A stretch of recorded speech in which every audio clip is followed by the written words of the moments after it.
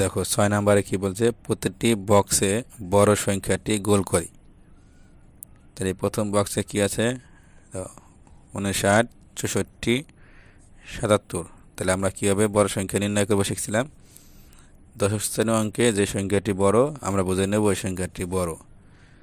তাহলে দেখো এখানে কি আছে, 7 বড় অর্থাৎ 77, এই সংখ্যাটি বড়, আমরা এখানে গোল দাগ দেব।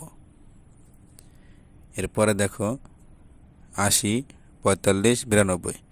তাই এখানে দশক স্থানীয় অঙ্কে 9 বড় অর্থাৎ 92, এই সংখ্যাটিতে আমরা গোল দাগ দেব।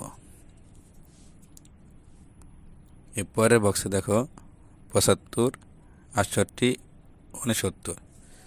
তাহলে এখানে 75 বড়, আমরা 75 সংখ্যাটিতে গোল দাগ দেব। এখানে দেখো 39, 61, 51। তাহলে এখানে দশক স্থানীয় অঙ্কে 6 বড় আছে অর্থাৎ 61, এই সংখ্যাটিতে আমরা গোল দাগ দেব। এরপরের বক্সে দেখো 96, 90, 95। এখানে দেখো দশক স্থানীয় অঙ্কে তিনটাই একই সংখ্যা আছে।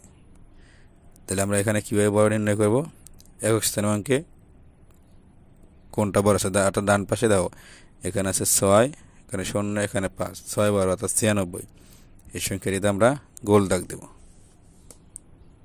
এরপর দেখো এখানে আছে 80, 90, 100।